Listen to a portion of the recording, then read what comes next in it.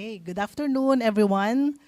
Good afternoon to those who are participating from the AVR here at headquarters and also our online participants.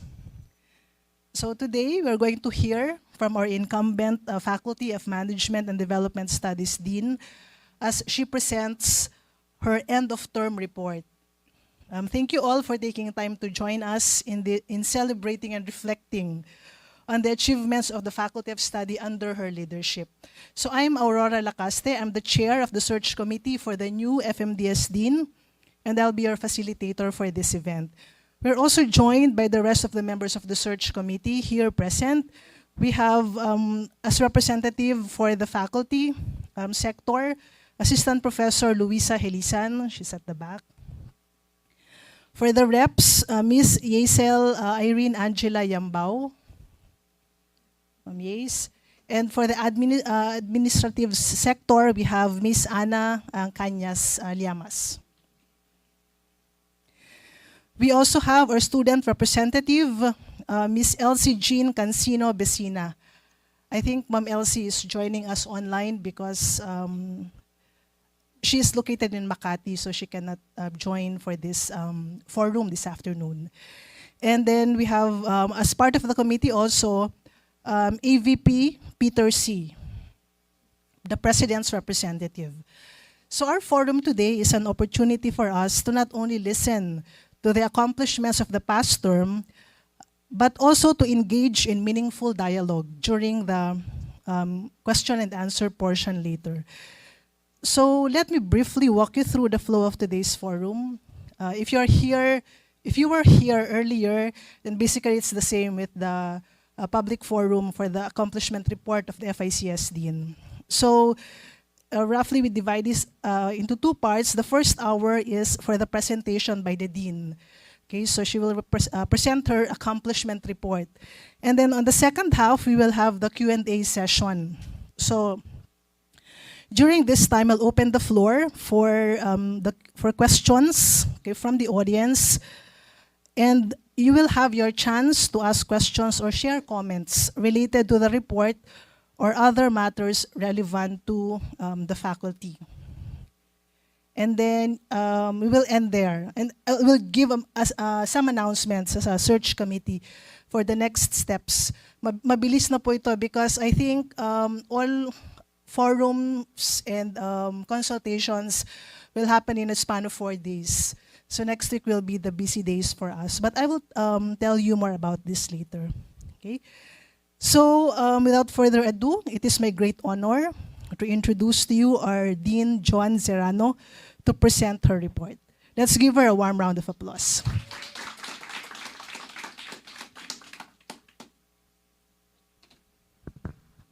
Thank you, Chair Aurora. Isang maalab at mapagpalayang hapon po sa ating lahat. Meron pong kape para wag po tayong antukin sa aking i-report. Let me first acknowledge the presence of our Chancellor, Chancey Mel, our Vice Chancellor, Ma'am Jean, Vice Chancellor for Finance and Administration, and of course the committee, the search committee, headed by the chair, Dr. Aurora Lacaste, and my colleagues, FMDS faculty and staff. Ano, kaway-kaway naman dyan. Okay. So maraming salamat po for attending. Ay, sorry, hindi ko nakita ang napakagandang Dean ng FED, Dean Cha Reyes. So I hope wala na po ako na-miss. UPOU colleagues, magandang hapon po sa inyo lahat. So this afternoon, I will be presenting not my report, I will be reporting it because this is really an accomplishment by the entire Faculty of Management and Development Studies under my leadership for the past 3 years. So ito pong report na to ay hindi ko accomplishment, but really an accomplishment collectively ng buong FMDS. So on the next slide, let me just read my message. my message. So on behalf of the Faculty of Management and Development Studies, I am deeply honored to present this 3-year accomplishment report for the period 2022-2025. The accomplishments reported here are a product of joint and collaborative efforts of the entire FMDS community under my leadership as Dean. These accomplishments are proof of the commitment and dedication of FMDS faculty, staff, students, alumni, and stakeholders who have come together to uphold the University of the Philippines Open University's mission of widening access to quality education while advancing FMDS thrust towards development, inclusivity, and sustainability. The past 3 years, just barely recovering from the COVID-19 pandemic, have proven to be challenging years for FMDS. However, these challenges have been met head-on by committed FMDS faculty and staff who viewed these challenges as opportunities for growth and improvement. From transformative academic programs and innovative micro-credentials to interdisciplinary research projects and community engagements, this report highlights FMDS strength in transdisciplinarity and its commitment to impactful community initiatives. As I look back on the past 3 years, I am filled with gratitude to the FMDS community, as well as to the entire UPOU community who have supported my vision and plans for FMDS. This report is not just a proof of our accomplishments, but also a manifestation of camaraderie, collaboration, shared vision, and values. This report is also an acknowledgement of the contributions of the past FMDS deans whose exceptional leadership laid the groundwork for continued achievements of FMDS. As UPOU celebrates its 30th anniversary in February 2025, I am proud that FMDS has made meaningful contributions over the past 3 years and beyond, advancing UPOU's vision of being at the forefront of open and distance e-learning, while supporting national development through its academic programs, research, and public service. I hope that this accomplishment report not only serves as a documentation of FMDS achievements over the past 3 years, but also as an inspiration for continued progress in the future.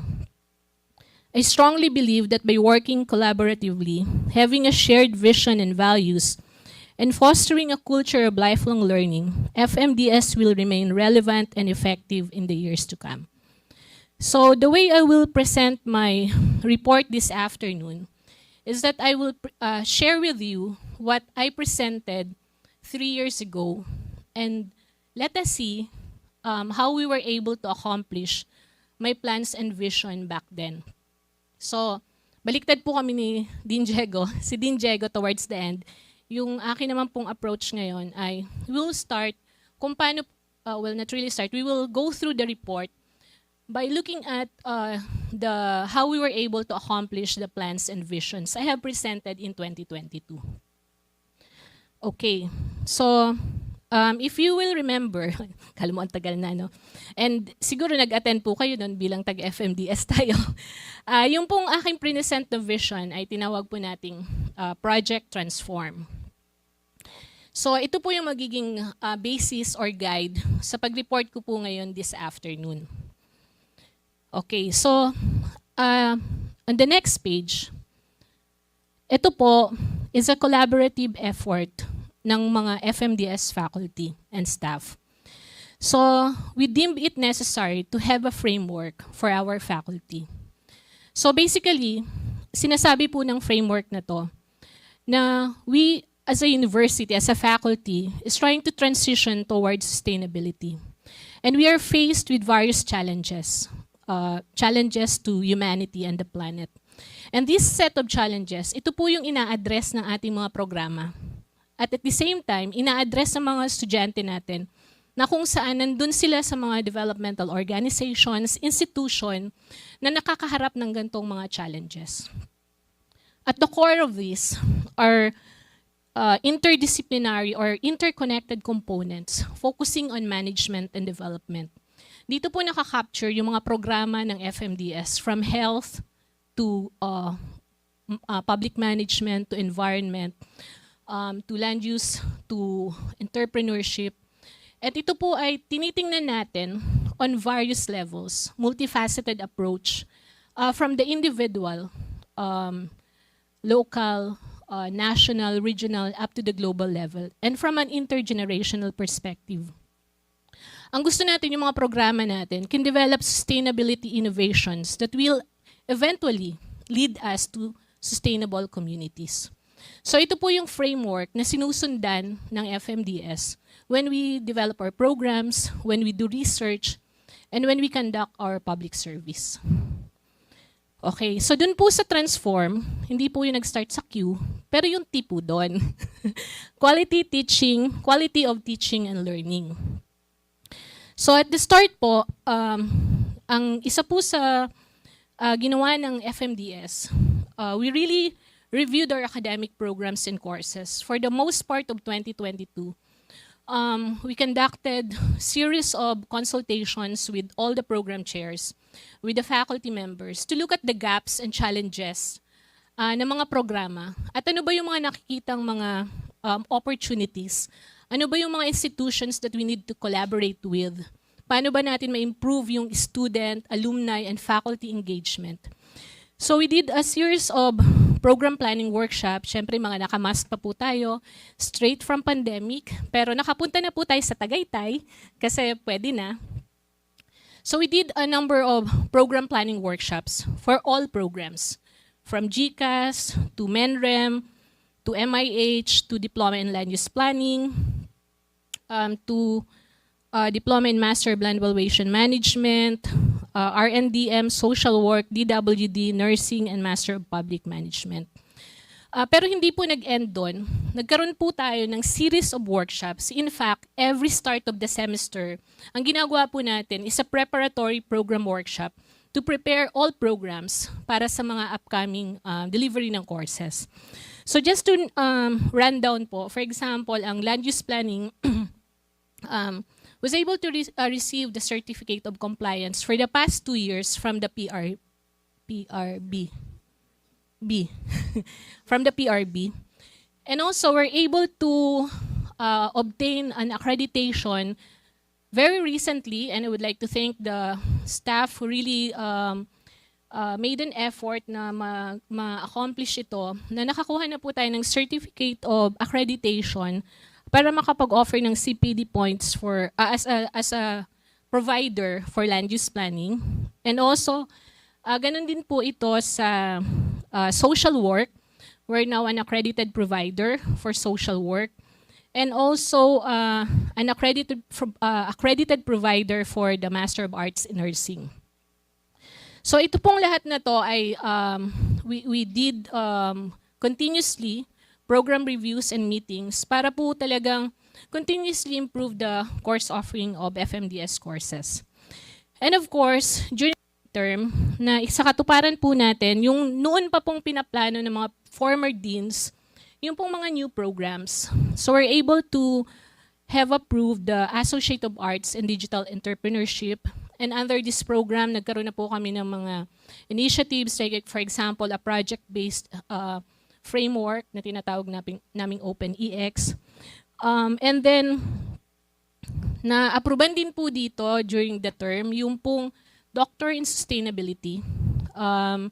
And fortunately enough, without even advertising for the program, very popular po yung programa ng DSUS. And this is because of the pressing challenge when it comes to sustainability in our society.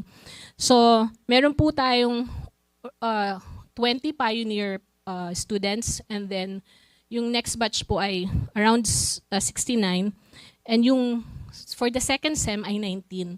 So originally we targeted na every first sem lang kami mag-admit. However, because of the demand of the program, we are now we have started admitting for second semester. So ito po, this is baka nagtataka kayo bakit may in-person dito. Kasi po, the DSUS requires an intensive course for 5 days. And then of course, very recent pong na-aproban yung Master of Nursing Education. And we are proud of this program dahil ito po ay mag-a-address ng kakulangan ng mga nursing educators sa bansa natin. And ito po yung mga objectives ng programang yan. This is po in collaboration with the College of Nursing of UP Manila. And just to share with you, na we have ongoing programs for institution. Ito pong Master of Climate and Disaster Resilience. This is in collaboration with UPRI. At ito po ay nakakasa na po na i-present sa EXICOM and Faculty Council. The same with Master in Women and Gender Studies. And syempre, meron po kaming mga naka-inline pa rin na needs refinement, yung Associate of Science in Business Analytics na in order po ng ating Chancellor na for FMDS to work on it. And then Bachelor of Science in Real Estate Management and the Graduate Diploma in Nursing. And yun po, isa pa po sa parang plinan o in-envision ko is to enhance quality of courses and programs being offered by instituting a programmatic monitoring system. So part po nito, we have instituted a monthly regular program chairs meeting. Kasi gusto po namin na talagang mapag-usapan at maayos ang mga programa. That's why we deemed it necessary to have a monthly program chairs meeting. And ito po, I'm proud of this kasi I'm a believer of quality assurance, pero it's beyond AUN or any accreditation body. Ang paniniwala ko po sa quality assurance, dapat ginagawa natin siya sa bawat nitty-gritty ng ating mga, in the things that we do, in the forms that we accomplish. So ito po, nagkaroon po kami ng parang FMDS self-checklist and monitoring tool. So ito pong tool na to, ginagamit to ng mga bawat FIC, bawat isang FIC ng FMDS to self-monitor kung siya ba ay nakakapag-deliver ng mga ina-expect from them ng FMDS. So for example, pakilakihan lang po yung monitoring tool. Yun nasa taas, Donna. So for example, dito, we're trying to see at the start of the SEM, minomonitor po namin kung ang courses ba ng FMDS are already shown at the start of the class. So meron po kaming monitoring system dyan. So nagkakatch na po ng attention if it's hidden. Tinitingnan po namin yung mga standardization na pinag-usapan ng mga program chair, as simple as course banner, updated course guide, meron bang introduction ng FIC, course learning outcomes, course materials, resource list, study schedule, course requirement. And ito po mahaba po itong matrix. And pinipresent po ito sa program chairs meeting at very competitive po yung mga program chair. Kasi sabihin nila, bakit ako 80% compliance lang? Bakit ganon? So sila mismo, they try to look at the performance of their FICs kung bakit hindi nakakapag-comply. And this becomes our monitoring tool for the courses. And then also, we developed this team teaching model kasi sa FMDS po, mostly are interdisciplinary. So marami po ditong courses are team taught. And dinocument po namin kung paano siya dinideliver via team teaching. So yun po yung ginawa namin at ito po yung parang basis namin kung paano magiging tama ba yung paglo-load in terms of team teaching. So ito po yung model na pinaghirapan ng ating mga colleagues. And also, ensure quality of courses. And ito na rin po yun. And again, ito po another FMDS parang tool na dinevelop po namin. It's really about streamlining yung access to template and resources. Kasi marami sa mga FICs nagsasabi na, how can we comply? Ang dami-dami yung information na binibigay. So what we did is to streamline kung ano ba yung kailangan talaga nila, including po yung mga access to templates na pwede na nilang gamitin sa kanilang classes. And then we develop at the start of the week, parang this is a simple welcome letter to FICs, but this is really very comprehensive in the sense na nandun na po lahat ng expectation from an FIC. So we've received feedback na very helpful ito, lalo na po sa mga bagong FIC na nag-handle ng course. And we have also standardized yung pong admission evaluation kasi meron pong template, for example, ang OUR. But meron po kaming mga ilang parang nuances or requirements sa FMDS. So we standardize all admission template for all FMDS programs. Ito po yung sinasubmit namin sa OUR. And then also, ito rin po ay isang magandang, or I'm proud of this accomplishment. When we started out in 2022, may kanya-kanya pong proseso lahat ng programs. Kanya-kanya. So, wala pong uniform forms, uniform process, etc. So what we did is, we really studied ano ba yung mga proseso, lalo na po yung sa thesis and dissertation, para ito na po yung gagamitin across programs. So ito po mahabang pag-aaral tong ginawa. And then finally, we're able to roll this out last first sem. Okay, so ito na po yung ginagamit ng mga courses na may thesis and dissertation. And in terms of standardization again, we have developed a standardized program handbook and standardized program help desk. This is really for self-advising ng mga estudyante. It's basically a one-stop shop self-help platform na lahat ng kailangan nilang malaman sa programa nila ay doon na po nila malalaman.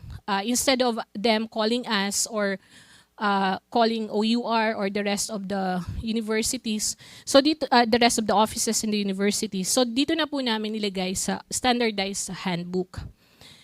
And then, pangalawa pong in-envision ko noon is to strengthen collaboration with a wide range of universities, NGOs, institutions locally and internationally. So ito po, i-share lang po namin yung mga ilan. Baka may mga na-miss out po ako dito. Huwag pong magtampo. Ang mga program chairs, idadagdag po natin yan. But ito po, we have partnered with an Open Society University Network and Bard College in New York. Yung po mga AADE students natin, they went through this course. Ang klase po nila ay from different students from different universities all over the world, which means yun din po yung mga faculty members na nagsusupport sa kanila. And at the end of the course, they were able to get a global certificate. The same time, credited, syempre at the same time, na-credit yung 3-unit course na yon sa atin. And then, of course, we have engaged visiting professors and lecturers, and we have partnered with various institutions para po sa mga field studies. So ito po ginagawa sa social work, sa nursing, sa R&DM, at saka sa land use planning. Ito po, these are really actual institutions that our students are doing their work. At yung pong mga outputs na yon ay talagang ini-implement sa mga organizations na ito. So for example, ito kasi yung mga very common ngayon because ito yung need ng mga LGUs.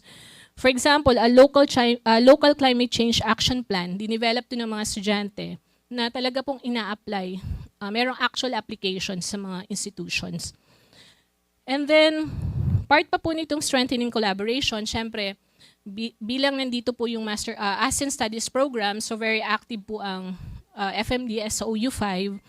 Meron din po tayong under the ASEM, LL Hub, under the ASPAP, and also yung pong NASWay and PASWay. And I'm proud to say also na nung panahon po ni Ma'am Gigi, tayo yung president ng Asian Association of Women's Studies. And ngayon po ulit sa FMDS under Dr. Fina Thailand, tayo po ulit ang president ng AUS. And also, again, tayo po ay, si Dr. Thailand is a PRC Professional Regulatory Board member. So ito lang po, these are worth noting kasi ito po ay beyond sa university na mga engagement as part of this.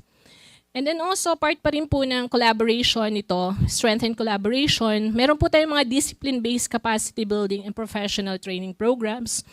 For example, we did a mentorship program for ACB on KM. This is in collaboration with FICS. We did training on future and knowledge management sa IFSU. We had a collaboration with DILG LGA for a policy research ideation through mentorship and engagement. capacity building of marina evaluators, specialized training for BFAR. Meron po tayong mga engagement like funded projects ng DOST. Ito po yung mga inclusive value chain and valuing the wood carving industry. Just to show na yung pong mga engagement are really enhancing not just ODEL but also yung mga disciplinal expertise within FMDS. Okay. And then another plan noon 2022 is to establish research and public service thrust and programs that will support and enhance teaching and learning, as well as improve the learning experience and research capabilities of students in the actual application of what they learn to their profession. So again po, dahil mahilig po kami sa framework, naggawa po kami ulit ng framework para lang po mapakita paano ba nag-i-intersect. Kasi this becomes our guide. Paano nag-i-intersect yung instruction with public service and research. So ito po paulit-ulit namin itong ina-emphasize pag nag-meeting kami, na yung pong instruction natin, hindi siya dapat hiwalay sa research at hindi siya dapat hiwalay sa ating community or public service. And this is actually what FMDS has been doing for a long time. So example nito, ito, favorite ko ba itong land use? Sorry, hindi naman. Pero dahil ito kasi yung very recent na mga example. So for example, meron po tayong na-develop na UPOU Institutional Waste Management Strategic Framework Plan. This is part of a course requirement by a group of students na gumawa po ng extensive research on this, and this becomes their community service as well.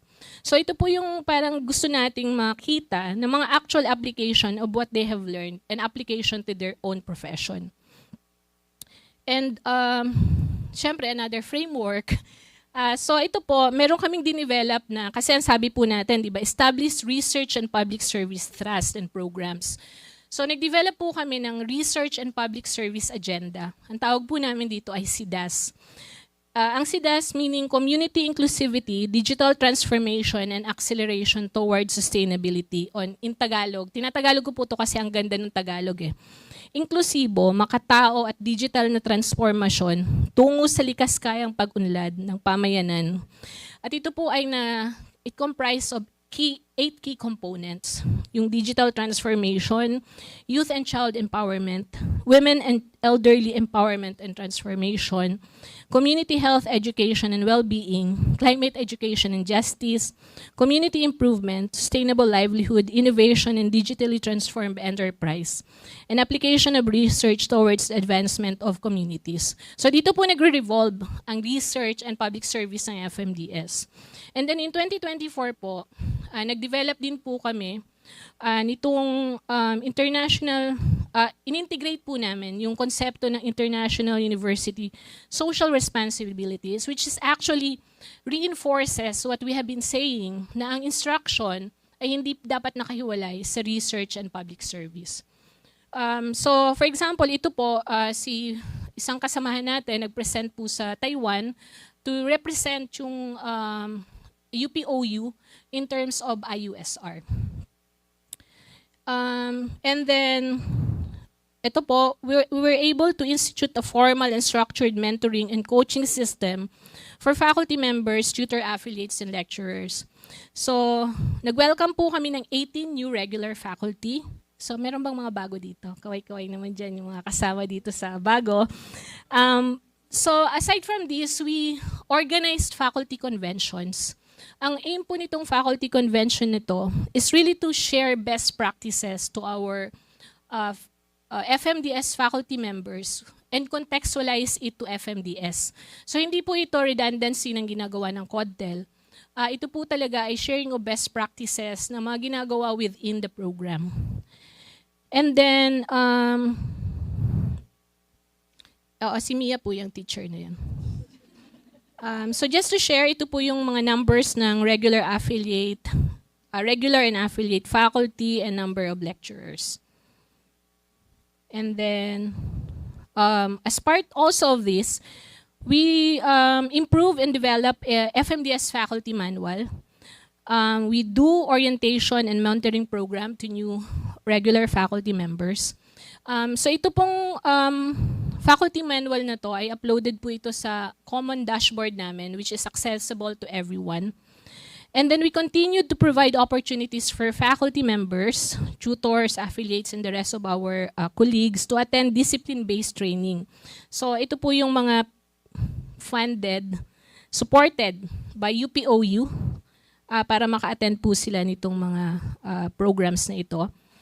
And then, isa pa po din sa in-envision ko is to institutionalize production and updating of program-specific multimedia OERs that can be used across programs. So I would like to thank EMP for helping us in this particular program. So ito po, marami po kaming na-produce na OERs na ginagamit po ito sa ating mga courses. We're able to curate many OERs as well. And again, ginagamit din po ito sa mga courses ng FMDS programs. And then we develop a data dashboard or centralized system of curating all FMDS resources. So ito po ay powered by Notion. So lahat po ng, pag may tanong po kami, tinitingnan na lang po namin lahat doon kasi nandun na po nakalink lahat yung mga information and resources. So ito po yung FMDS dashboard.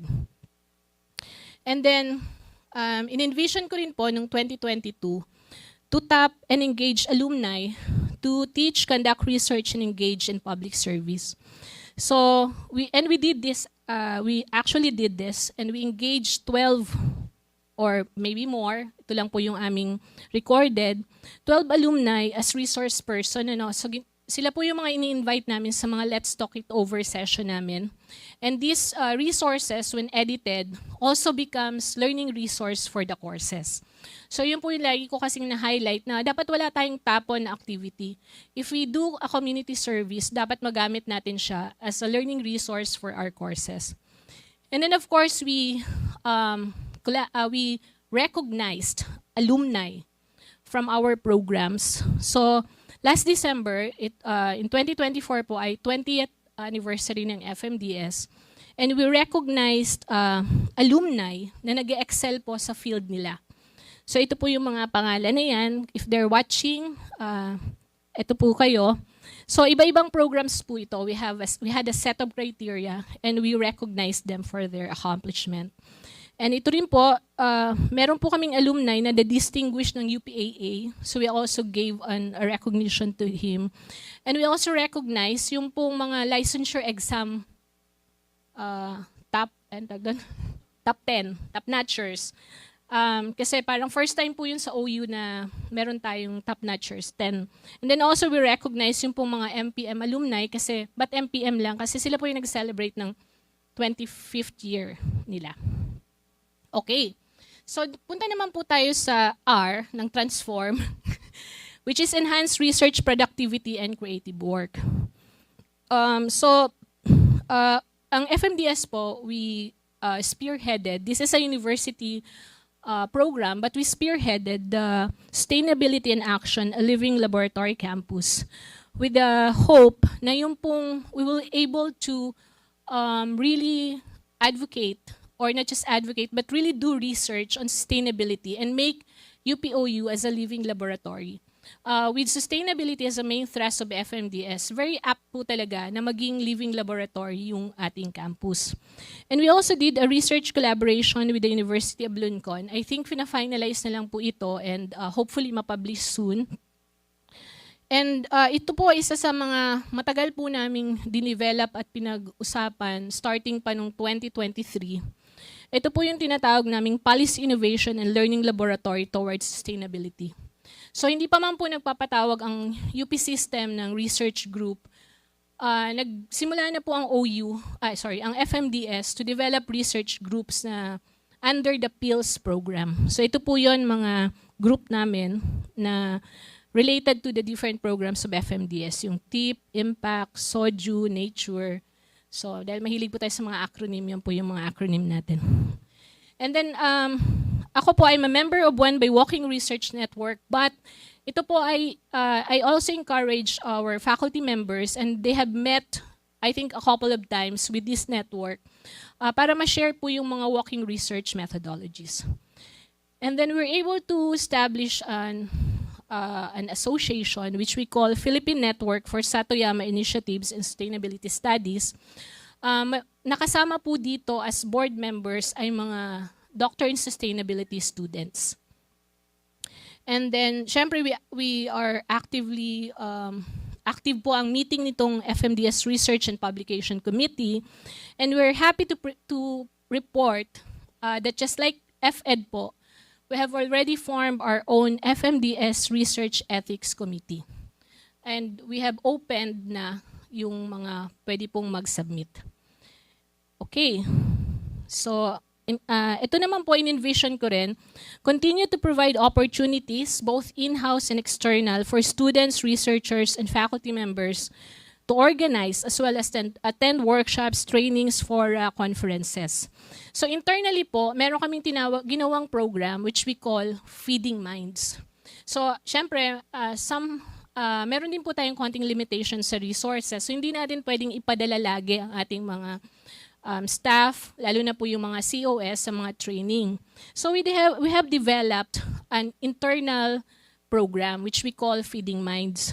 So ito po yung mga na-cover na topics: engaging employees in hybrid work, basics of geography, fostering and mastering ID and technology, skills forecasting for higher education, introduction to social network analysis, and a permaculture network of the Philippines. So ito po inattendan ito ng karamihan sa ating mga staff and even faculty members. And then meron pong mga ino-organize sa mga in-house workshops to do research. So yun po, lalo na yung mga COS natin, nag-organize po ng mga in-house research workshops. And then let me just share with you ito pong mga na-organize naming mga conferences and fora. So, ito po sa University of Padjadjaran, in collaboration with University of Padjadjaran, ito po yung spearheaded by our nursing and health programs. So, yung mga faculty members and students po natin ay nakapag-share po dyan ng mga their research, nag-disseminate ng research. And then, ang FMDS po has collaborated a number of times with CPAF in holding sustainable shared growth seminars. So I would like to thank Sir Max here for this initiative. And then FMDS Research Forum, na kung saan share po ng mga research ang mga iba-ibang faculty members and staff. And then we also organized the International Forum on Sustainability Science in collaboration with Caraga State University in Butuan. And then we also co-organized the International University Social Responsibility Forum, co-organized with the Kaohsiung Medical University. And of course, ito pong kino-organize natin ngayong padating na February, the International Symposium on ASEAN Studies. Okay, so and then in-envision din po natin to develop a data dashboard or centralized system of curating all FMDS resources related to research and public service. So syempre po, dahil lagi kami nagkwekwentuhan ni Dean Diego, so na-influence niya ako ng Airtable. And we're glad enough na tinake on po ito ng challenge ng ating staff from FMDS Instruction. And nagawa po itong database na to. So dito na po pinapasok yung mga lahat po ng research and public service outputs ng mga faculty and staff. Kasama na rin po dito yung mga roles and responsibilities nila, etc. And just to share, ito na po ang ginamit ni Sir Larry sa IADS. We are very thankful na nabuo namin to kasi somehow hindi na kami masyadong nahihirapan when it comes to data. So I would like to recognize POU for developing this database. So, yeah. So, ito po, kasama din po dito yung research repository. Nandito po yung lahat ng entries ng database na yan. And just to share with you po, tuloy-tuloy po yung aming JMDS. And in fact, sumabay na po kami sa iJudel na ang ginagamit na po namin yung open journal system. So, dati po kasi mano-mano kami, but we have worked closely with Sir Rob para po maipasok sa open journal system itong JMDS. And we are really intensifying ang dissemination nito para marami po ang makapag-submit and publish. Okay, so nandun na po tayo sa N. Pakaba pa naman ito. Inclusive and equitable program offerings. Ano? So, sabi po ni Chancellor nung kanyang third term, ang kanyang priority daw ay micro-credentials. So, pag sinabi po ni Chancellor, we take it seriously. So, micro-credential daw, sabi ko sa meeting, micro-credential, 3 micro-credential per program, hindi pwedeng hindi. So, every meeting, imagine mo po, monthly na ang meeting namin. So, imagine nyo kung paano sila naririndi, di ba? So, but anyway, I'm very thankful dahil narindi sila, we're able to really develop micro-credentials. And we have partnered with industry, sectors, and organizations. So, just to share with you, syempre, alam naman po nating lahat, meron na po kami mga micro-credentials na na-approve up to the University Council, pero marami pa po kaming dinidevelop. So ito po yung mga micro-credentials, just to run them down. Ito po yung mga micro-credentials on basic social welfare concepts. Ito po yung mga micro-credentials ng M&E. Meron po tayong micro-credentials on work competency training, basics of resilience, carbon zero, SIDRA, Community of Nations, Nations of Communities, Functions of Lifestyle Diseases and Lifestyle Interventions, Leading with Ethics or LeadX, Leadership Innovation through People-Centered or Lipad Barangay, Development of Executive Course on Child Protection and Child's Rights-Based Public Finance. Ito po yung Mainstreaming Biodiversity in Agriculture, Human Capital Management with Skill Forecasting. Okay, so ito po yung mga list ng mga micro-credential namin. Ay, sige pa doon na sa table. Yeah. So ito po, ito yung mga officially approved na. Ibig sabihin, hanggang University Council na po. So, sabi ni Chancellor, micro-credential, ito Chancellor, 15 approved micro-credentials sa University Council. At marami pa pong dadating. Kasi bakit? Kasi may need po yung industry and sector and we are addressing this need. So for example po, yung SIDRA, ano ibig sabihin ng SIDRA? Siyempre nawala na yung SIDRA. But yung SIDRA po, this is in close coordination with the DSUD, so, Department of Human Settlement and Urban Development. So ito po yung sector na nangangailangan nito. So sinabi nila na this is what we need for our land use planning and we are responding to it. So ang ibig ko lang sabihin po, these micro-credentials are really the need of the industry, the sector, and the organizations that we are partnering with. So we have partnered here with a number of organizations. So for example, UNICEF. Ito po ongoing pa yung ginagawa nating bagong programa. This is really not a revision of the old UNICEF, but these are entirely new programs.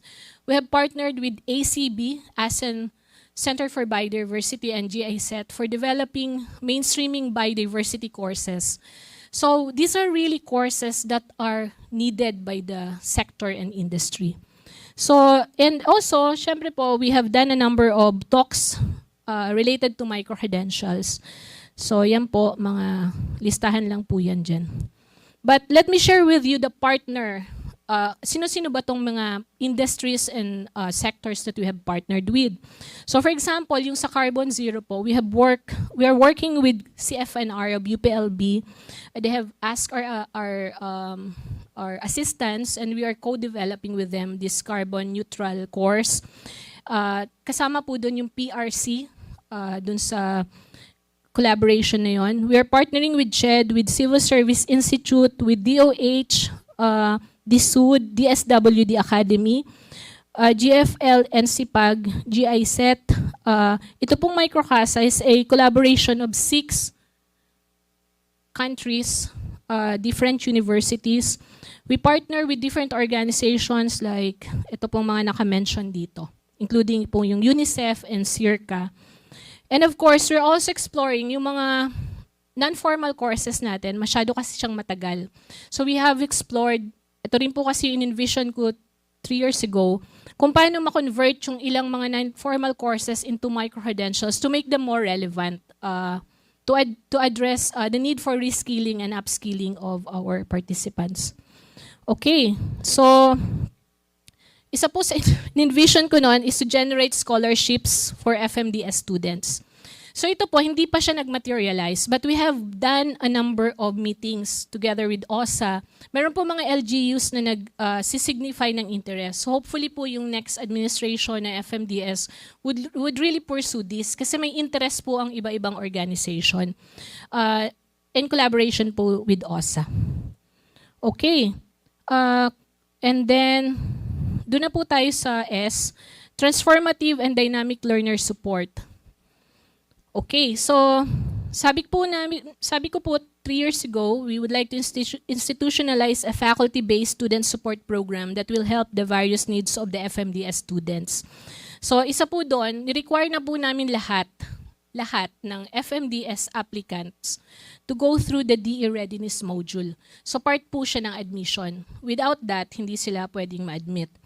And then we instituted this Mind Matter for Students is a health and wellness program for both FMDS, for all faculty members and staff, and even students. Nag-o-offer po ito ng mental health support, life skills training for work-life balance, workshops, webinars. And then ito po, isa pong ginawa namin na I think is worth mentioning. Nagawa po kami ng curated FMDS student support site. So curated na po lahat ng needs nila. So, syempre meron po tayong mga iba-ibang needs ng mga estudyante. So, we curated all their needs at ito na po siya sa isang site.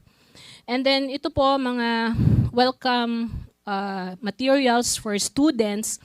And para po sa mga FMDS faculty, meron na po kaming parang somehow in-standardize na mga learning resources or support materials dun po sa mga core site. For example, students checklist, learners profile, meeting the needs of FMDS o the learners, and curated student support site. So lahat po ng FMDS core site ay present po ito. And then meron po tayong student self-advising checklist, and again, na-mention ko na po yung mga help desk. And sinabi ko rin po noong 2022, we would like to provide an avenue for regular dialogue with students and alumni. So we developed actually this FB group chat for new students. Kasi may mga estudyante po na hindi agad nakaka-access. So it's a group chat just for information sharing. So nag-share po doon ng mga urgent information. And then, yung ano po, MPM, meron po silang tinatawag na Student Empowered and Governance. So meron po silang Facebook community group. And then, we provide support to environmental planning licensure examination takers. So nag-institute din po ang DLUP ng Facebook group kung saan yung mga FICs provide announcements and review materials. So isa po ito sa support service na ginawa natin. And of course, we encourage participation of FMDS students and alumni sa AAOU accreditation process. And then of course, regularly we conduct FMDS General and Program Student Orientation. This is in hybrid format. So pupunta po kami dito and some are online. So ito po yung mga figures lang just to share. So nire-review po namin ito lagi kasi nakikita po namin kung aling programa ang bumababa, and nagkakaroon po kami lagi ng brainstorming how to help that program increase its enrollment. So example po, yung R&DM, bumaba yung program. So we did an intervention na nagkaroon ng Let's Talk It Over, inviting alumni and students, and inviting the association involved in research and development management na somehow, ina-attribute po ng program chair natin na nag-increase yung application because of that. So, ito po yung mga, just to share with you some of the figures ng ating pong mga enrollment. Yan. Okay, baka tawagin na ako ni Ma'am Au, lumalampas na ako sa oras. Okay, malapit na po. Strong public service culture that is for the people. So again, ito po, meron po kaming common research and public service agenda. So ito rin po yung SIDAS na na-mention ko kanina. This is the same agenda that we use for our public service. So ito, yung digital transformation po, we are doing the Barangay Digital Transformation Hub.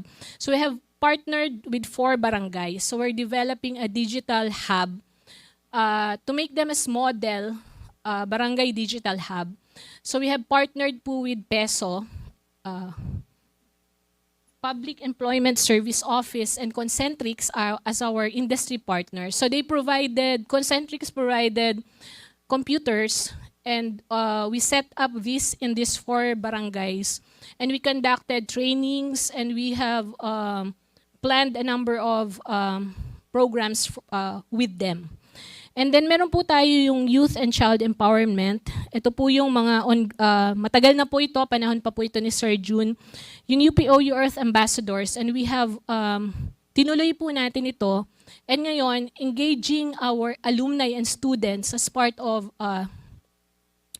RPs and experts in Earth Ambassador projects. We also have this Project Likha, leveraging ideas of kinship and harmony with the arts. So we develop art workshop. Ito po, collaboration po ito with various organizations. And then we have the Project Lakbay na naririnig nyo po, ang tawag dito ay Learning Actively Through Knowledge-Based Appreciation for Youth. At nag-evolve na po ito, and I would like to thank Prof. LJ. Kasi nag-evolve po ito from a simple immersion into a learning service now. So in fact, yung mga magjo-join po nitong mga Filipino students, pwede na po nila itong ipakredit for NSTP. At ito po mismong mga estudyante from other countries, meron na po siyang equivalent number of credit hours. So nag-expand na po kami from Taiwan, magkakaroon na rin po ng Project Lakbay from Japan. And also, part ng IUSR, meron po kaming community na tinutulungan dito, and we have brought them to Taiwan for a learning immersion. And we are co-creating community solutions with them. Sila po ay naging laboratory na ngayon ng mga programs natin. For example, ng DSUS, na kung saan, DLUP, na kung saan itong community nito are co-developing solutions to pressing problems within the community. So ito po yung WIT. Nagawa po kami dito ang focus po namin dito ay digital ageism. So ito po yung parang trajectory nitong programang ito. And then we also have the community health, education, and well-being na kung saan meron po kaming mga iba-ibang programa with the community focused on community health. So ito po, nagkaroon po kami ng mga workshops, including solid waste management and lifestyle garden. So ito po yung, kung nakapunta na po kayo, lakihan nga yung tao doon. So yan po yung lifestyle garden, para lang gusto ko i-share yan. So yan po, may tanim yan. So yung pong mga diseases related sa heart, for example, nakatanim yan dyan sa my heart, mga hypertension nandiyan sa may mga ulo, mga arthritis-related, mga ganyan. So, ito po, in-invite po namin ang communities dito, lalo na po yung mga kababaihan. And they're actually excited na magawa din nila ito sa kanilang mga communities. So, this is not a simple herb garden. This is really a lifestyle garden na kung saan, you know, in their garden, pwede nilang makuha yung mga pagkain na makakatulong sa mga lifestyle diseases. Okay, so, ito po, marami pa po to, pero baka nagagalit na si Ma'am Au sa akin. So, ano na lang po to mga projects, for example, mga iba-ibang entrepreneurial programs. So, yan. And then, meron po kami mga community improvement. Ito pong pamayanan, an urban planning studio. So, ito po, kung mapapansin niyo po, lahat ng community service na to ay naka-anchor sa courses ng FMDS. So, hindi po ito mga stand-alone. Ginagamit po siya sa klase. We have climate education and justice. So we have been working po with Bard College. Ito po yung Worldwide Climate Education Justice Week. So we have been doing it for like 4 years na. So ikinukontinue lang po natin every year.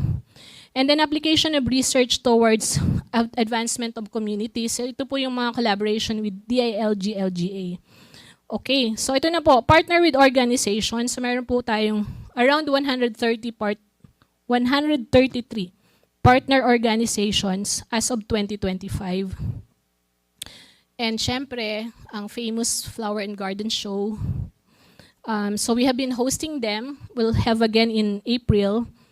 And then, ito po yung mga non-formal courses natin na unique sa atin. Permaculture Systems Design Thinking, Certificate Course for Data Protection Officers, and of course, ang walang kamatayan po yung LTIOs. So ang LTIOs po ng FMDS are organized by program.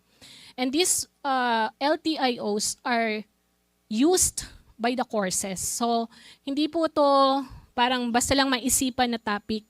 So ginagamit po talaga ito sa mga courses. Like for example, meron po tayo nung mga about sleep, about transformative human resource. Lahat po yung ginagamit sa mga courses natin.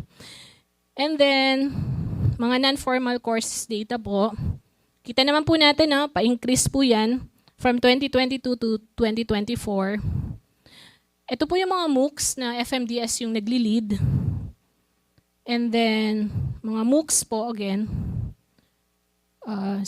And the mga MOOCs. And Sustainable and Resilient FMDS po. Bilang ang FMDS Dean, siya po ang ex-officio head ng DRRM committee. So kami po yung nag-spearhead po nito. So we have developed a DRR CCAM dashboard.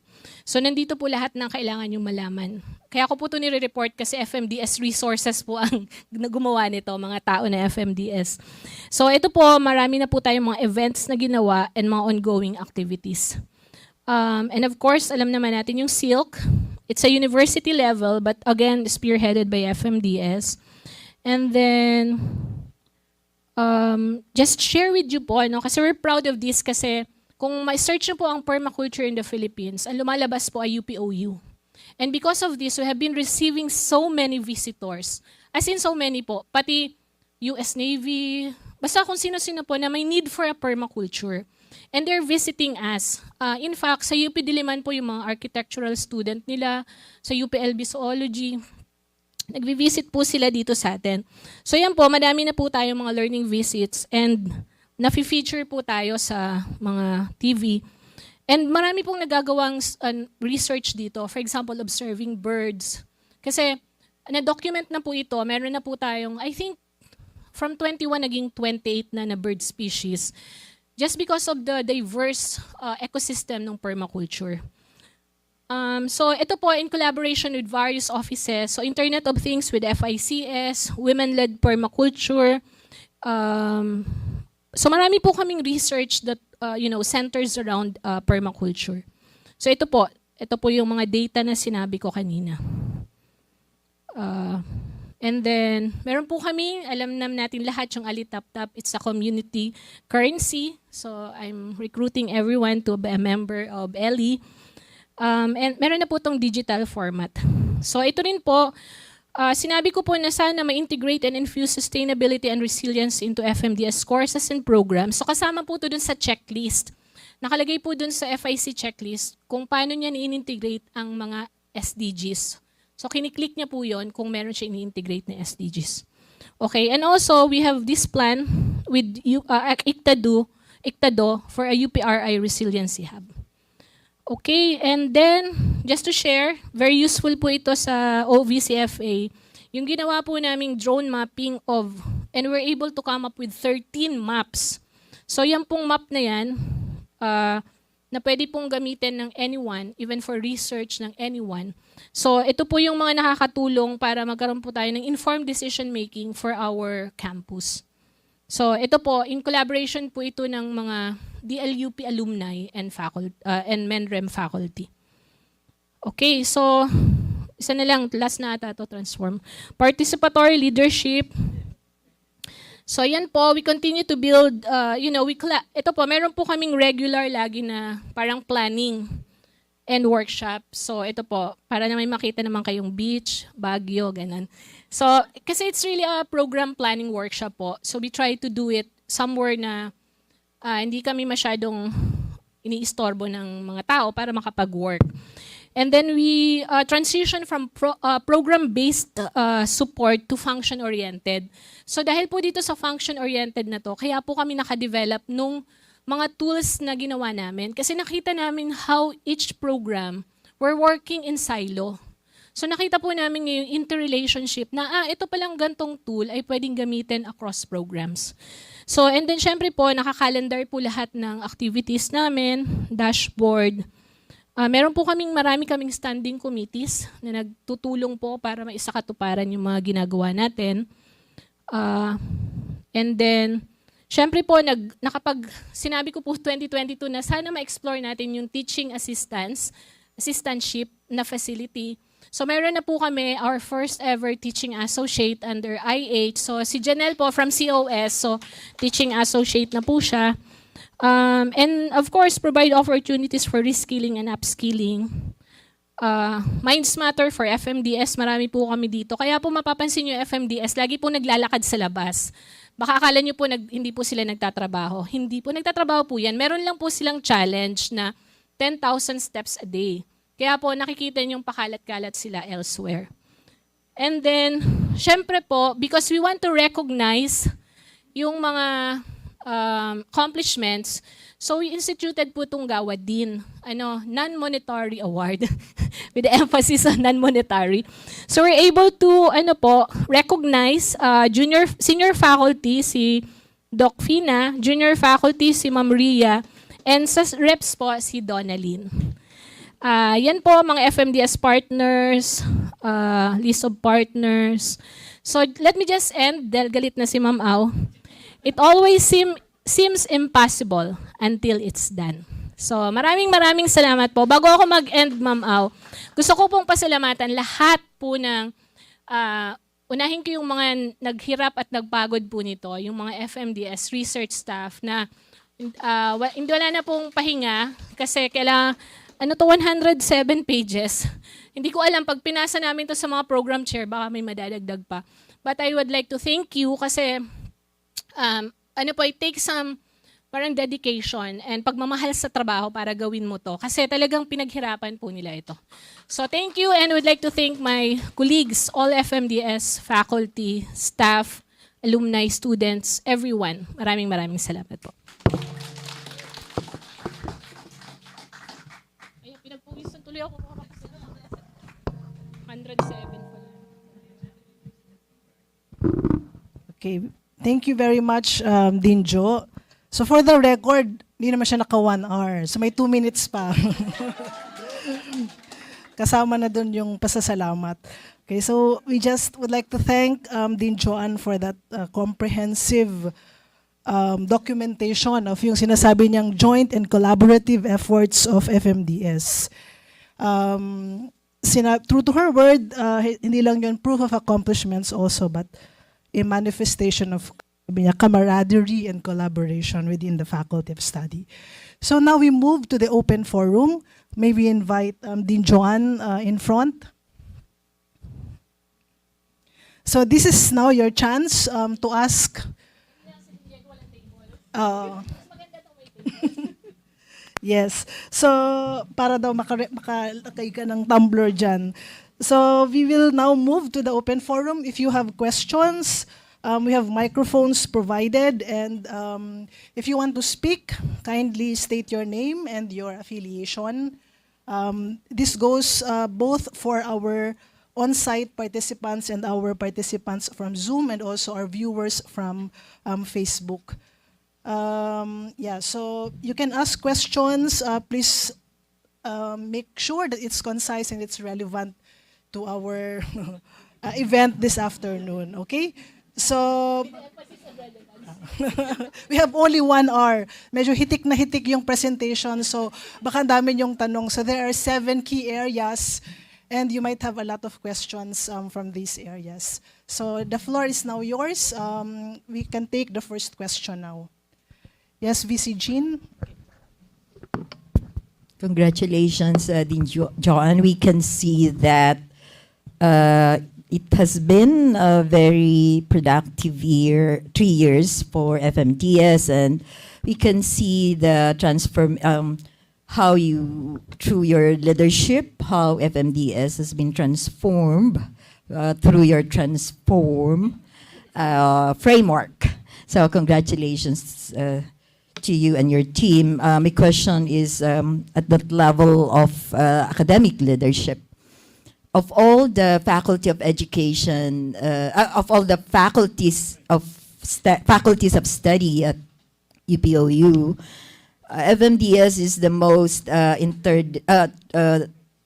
multidisciplinary in its program, in the programs and academic programs.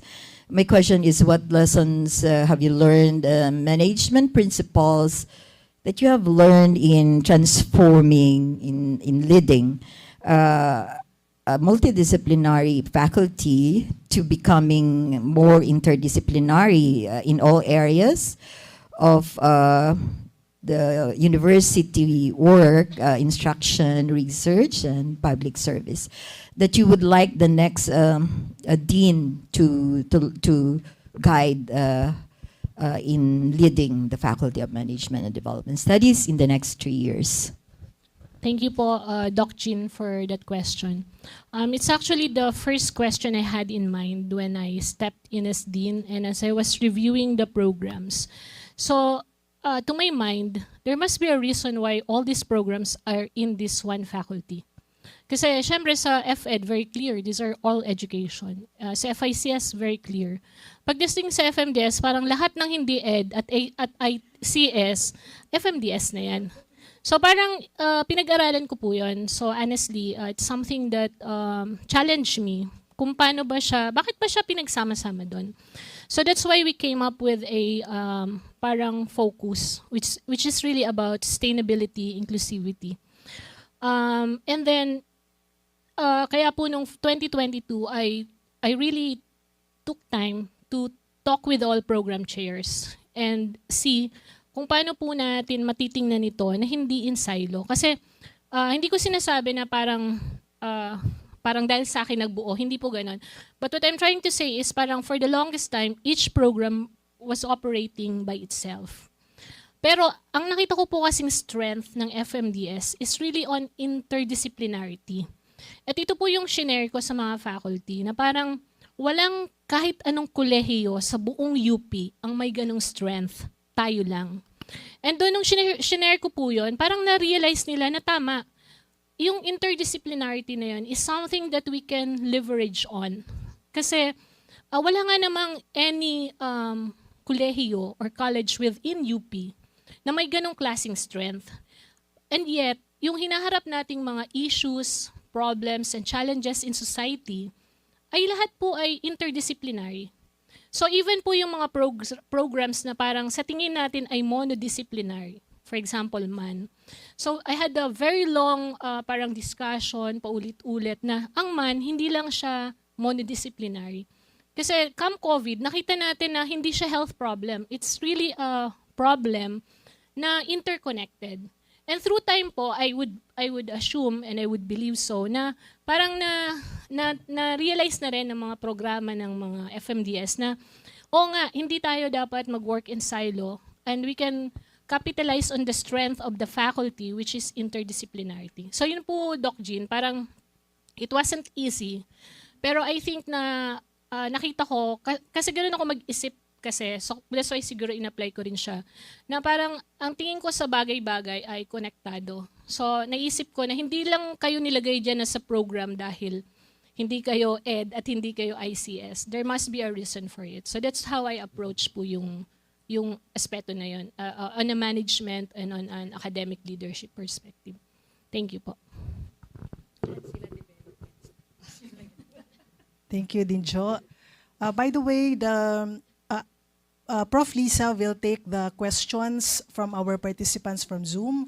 So kapag meron po, si Ma'am Liza po yung magtatanong kay Dinjo.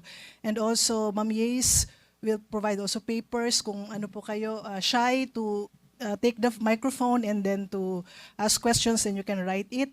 And Ana is the one, Ma'am Ana sa Facebook naman siya kung merong mga tanong doon.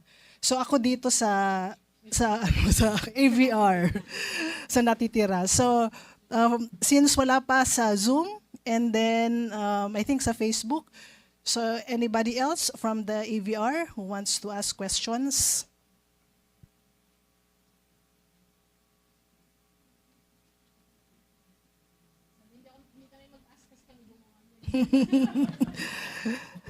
So, sige, ako magtatanong din, Jo, dun sa, pangkompre, dun sa transform, dun sa 7, parang wala dong mention yung about, or baka incorporated na kasi, yung tungkol sa staff development and well-being. So, na-address na ba yan within the 7 key outcomes? Thank you for your very compre-like question. Filler question. Actually, nandun po siya, minadali ko na kasi dahil mag-1. Dun po sa participatory leadership and governance. So isa po talaga dun ay about wellness. So we instituted this program called Minds Matter at FMDS. So meron po kami mga series of workshops, puro workshops and activities. Kasama po yung mga breathing exercises. I mean, marami ito. Marami po kami. We actually have a consultant for this. And meron po kaming weekly challenge related to, wellness and mga mental health issues, etc. So, pero hindi ko po sinasabi na nasagot nun. Pero somehow nakatulong. Kasi syempre, it's a 107 pages. Ibig sabihin, parang hindi na kami natulog for the past 3 years. Nung ginagawa namin yung report, sabi namin, kaya pala pagod na pagod tayo, ang dami nating sinulat dito sa report na to. But I think, somehow nakatulong yung mga programang ganun. Kasi we have this consultant na nagra-run talaga ng mga workshops namin. So for example, we had this workshop on nonviolent communication, nonviolent communication ba yun? NVC. Workshop on yung mga body movements, etc. So somehow, parang na-inculcate din naman sa amin yun kasi every week, meron kaming challenges. So kaya ngayong sabi ko sa inyo, yung walking actually ng FMDS, hindi na to something new. Kasi talagang, kung mapapansin nyo, baka nakikita nyo sinurin palakad-lakad. Bakit pa to sinurin pakalat-kalat sa campus? Kasi ginagawa na nila itong parang naging habit na nila. Yung parang siguro to cope with daming trabaho.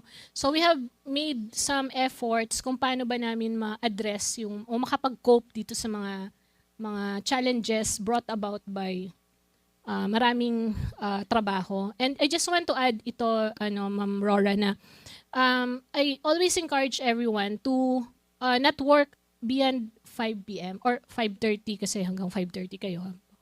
Nag-out kayo ng maaga. So, hanggang 5:30 sila. So, hindi ako masyadong parang fan nung nandyan pa sila ng 6, etc. And I encourage everyone to schedule send emails. So, sa akin lang may nakakalampas minsan, pero lagi ako nag-schedule send tomorrow morning at 8 a.m. o kaya pag weekend, Monday morning at 8 a.m.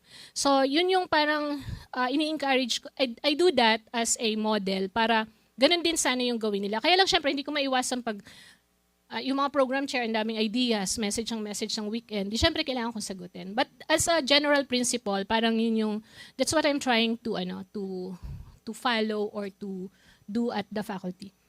Thank you po. Thank you, Dincho. Any other questions? Chansey, may tanong ka. Wala siya matatanong sa challenge ng microcooler. Uy, Chansey!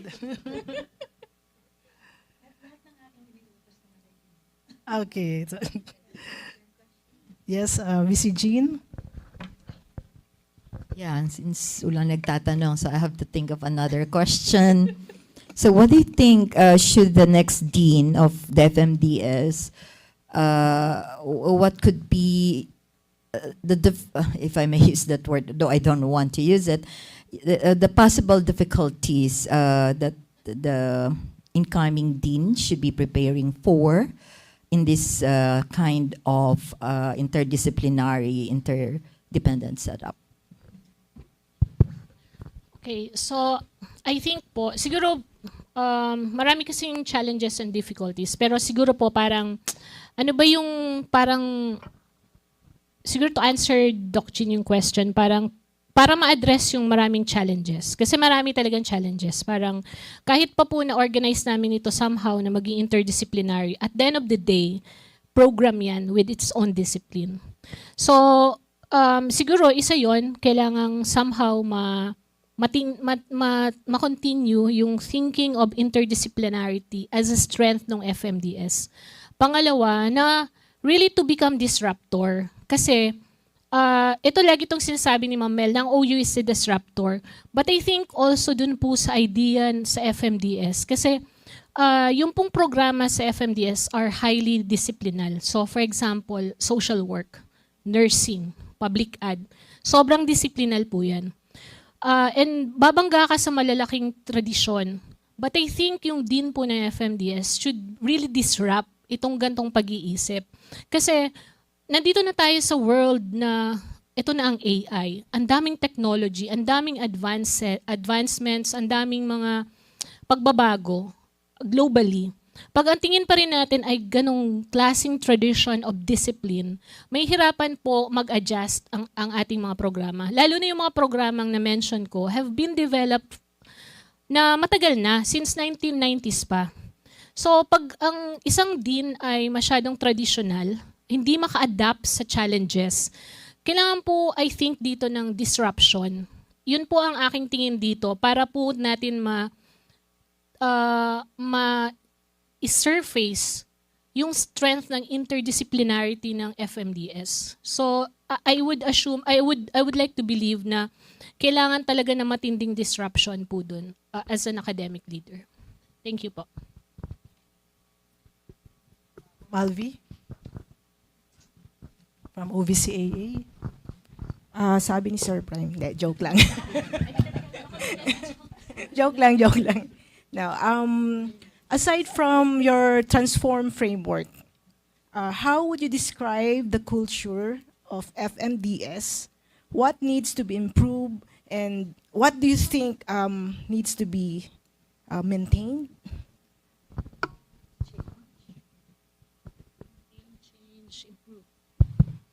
Okay. So, hindi ko po sasabihin perfect ang FMDS. So, alam naman natin in any organization, office within an organization, marami talagang mga nuances and complexities yan. But ako po, personally, I'm happy sa working culture ng FMDS. Yung pong mga faculty and staff, they take on the challenge. So, it's something that should be maintained. Ang nakita ko po kasi dito sa FMDS, parang napaka-diverse nga, dahil nga sobrang multidisciplinary siya. Pero pag nakita nila yung relevance ng ginagawa nila sa isa't isa, nagkakaroon sila ng, biglang ang dami na nilang naiisip, tapos sinisisi nila ako na busy-busy sila. Kasi parang dati, for example, itong faculty na to, parang halimbawa, social work lang. Tapos biglang, dahil ganun yung ino-open up na strength ng FMDS, biglang, kasama na yung public management, kasama na yung R&DM. So yung ganun po yung kultura na for the past 3 years na encounter ko. Yung challenge po dito, paano to somehow ma-retain and ma-improve na pas maging collaborative pa, na lumabas pa sa FMDS. Nasimula na po ito. In fact, meron kami mga collaboration with FICS. I've been encouraging them to work with FED kasi marami dito mga related sa education. And then, yun yung need to improve on. Kumbaga parang nandun na, konting refinement and improvement para talagang makuha na yung working culture na ganun. Siguro meron pa rin iba na parang ang tingin na talaga sa discipline ay very monodisciplinal na cannot work with other discipline. Pero siguro unti-unti na rin itong nalalagpasan yung ganung pag-iisip. So, in relation lang dun sa tanong ni Ma'am Alvi, ako I'm very happy with the working relationship with FMDS. Lagi ko po itong sinasabi, collegial po kami sa FMDS. At one point, syempre mga faculty, minsan mga bagong faculty na parang ang tingin sa staff, magtrabaho ka lang. So, kinorek ko po yun. And hindi lang basta kinorek, sinabihan ko ang faculty na to na that's not how we work. Ang FMDS and UPOU in general is a very collegial institution. So hindi natin tinitingnan, for example, admin staff lang yan, COS yan, or reps or faculty. Lahat po tayo dito ay colleagues na nakakapag-contribute Kaya po yan, minemaintain ko po yan. That's a very strong position on my part. Masasabi po yan na totoo siguro. Di ko alam, totoo ba? And I think the staff can attest to that. Kahit yan mga yan, takot na takot sa akin, pero alam nila kung kailan tama o hindi. So, and they're not afraid to tell me na, ma'am, ano po ba ang dapat dito? Kasi ganito po yung na-encounter ko. So, very open sila about it. Kasi I want to empower them and they're empowered. So, yun yung parang kultura. At least to my mind, ganon. So, siguro naman dahil nandiyan pa sila, ay ganon din naman yung kanila na-experience. So, yun lang, Alvi. I hope I answered your question.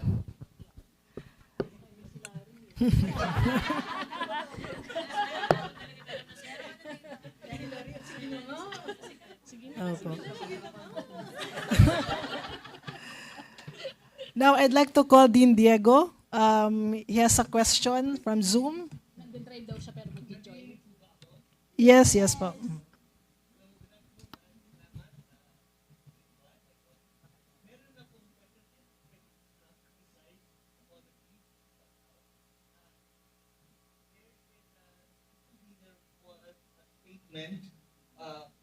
Provocation from I can't remember from which member of the system saying that for every time now we create a new program, we should sunset another program. My question will not be kung anong programa ang isa-sunset at anong bagong programa ang gagawin. I think that would be a bit too provocative, but I have a counterfactual speculative question. Sabihin natin ang buong staff ng FMDS I one day they wake up in a parallel universe, maybe a cyclone has taken them up, pag sila sa ibang planeta tulad ng Dorothy. And so you find yourself, all of you, all the staff, in a context where you can begin from scratch with the existing personnel. What new programs of study would you create from the existing personal complement that you have? So you don't have to recreate exactly the same programs. Would you institute a brand new programs entirely from the faculty? So para ma-sidestep natin yung question na alin doon ang isa-sunset na program. Salamat. I hope that's clear. Okay, thank you. Parang pang Nobel Prize yung mga question ni Dean Diego. Okay, so if we were in a parallel universe, given the existing human resource and existing program, siguro, and this is close to your heart, Dean Diego, maybe I will develop a program on futures thinking. Kasi, ito yung kinakaharap natin. What will happen in the future.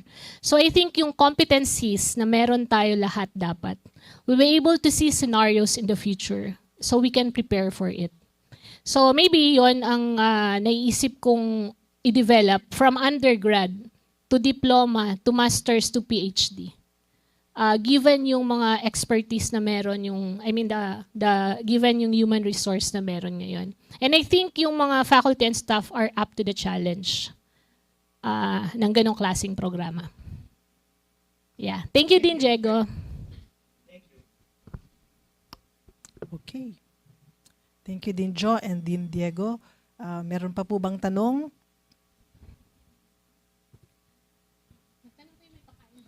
Oo. Sorry pa tayo. We are expected to finish at 3:30. So hindi pa nagko-cross at 3 o'clock. So if you have more questions, if you want to send it anonymously, you can make use of the papers na binigay sa inyo. You can request. Not only questions, but also some comments on her presentation. Okay, so may second question si Ma'am Alvi. Okay. From you ba yan or from the Facebook? Nasa akin yung espiritu. Hindi, I'm just thinking. Nasa parallel, Sir Frank. Hindi, kidding aside, wow, serious ako. Usap tayo mamaya. I'm always, usually, when I talk with Noreen, I always referred to you as Shider. So, Shider, ito sa mga bata, siguro hindi nyo kilala si Shider. So, kung merong parallel universe kanina, ito, old universe. So, ano siya, ayun, pulis kang pangkalawakan. So, I always kidded or joke with Dean Joanne, siya si Shider. Kasi, kasi lagi niyang, for sure, kasi, kaya Shider kasi, pag may sinabi siya, ngayon din. Yun yung, dun sa Shider na palabas. So, anyway, I just want to know, what to you is effective leadership? Based on your experience. Nag-change ba siya before you started as a dean, and now that you're ending your term, may nagbago ba dun sa view mo about leadership in the academe? Okay, so alam niyo na po kung sino ako, no? So I'm now speaking as Shider, pulis pangkalawakan. Yeah, so siguro to answer that, I would say na yung tingin ko sa leadership, nag-evolve siya, no? So parang, honestly, para sa kalaman ng lahat, I used to be very idealistic, ano? Nung bata-bata pa ako, parang, ito to, dapat ipaglaban. Parang through time, I'm not just speaking as a leader of an organization, pero as, ang tingin ko kasi sa leadership is not really about a position, but you know, everyone should be a leader. So meron kang pinapaniwala ang certain principles. So honestly, nag-evolve yan. And I've seen how difficult it is to be an academic leader. So nag-evolve din siya. So syempre ako, before, nung bata ako, nagugulat siguro sila Alvidel, hindi nila ako kilala na parang, syempre before, pag sinabi ko ganito, ito na yung papaniwalaan ko niyan. Hanggang kahit makarating tayo sa BOR, papanindigan ko yan. And kilala ako ng ganun dito sa OU. In fact, parang minsan pinatawag ako ng Vice Chancellor for Academic Affairs. Nung dati, RA pa ako nun. Joanne, ganito ka pala, ganyan. So parang, dahil pinanindigan ko yung paniniwala ko hanggang dun sa dulo. But through time, honestly, makikita mo yung pagbabago dyan, mag-evolve yung paniniwala mo. And that's because nakakaharap ka ng iba-ibang situation ng leadership. So for example, I was a director for so many years sa panahon ni Ma'am Mel, ng iba-ibang opisina, from gender to OPA to multimedia. Kulang na lang, pahinungod, kulang na lang, parang halos, iktado, kung marunong siguro ako mag-program, muntik na akong ma-assign ni Chancellor na iktado director. But then again, iba yung leadership position sa ganung trabaho and yung pagiging dean. So sa pagiging dean, kailangan mong tingnan lahat. Tama yung sinabi kanina ni Dean Diego na you should be a good cop, bad cop. Kasi pag nandun, itong leadership position na to, you cannot afford to be friendly, to always please everyone. In fact, baka 99% nung time na yon, you will not please people. But you have to stick by your decision kasi ito yung kailangan ng organization. And you have to look at it, hindi lang parang dahil organization na tao, but you have to look at it dun sa aspeto ng paano ba yung programa magpo-progress. Kasi it's an academic program.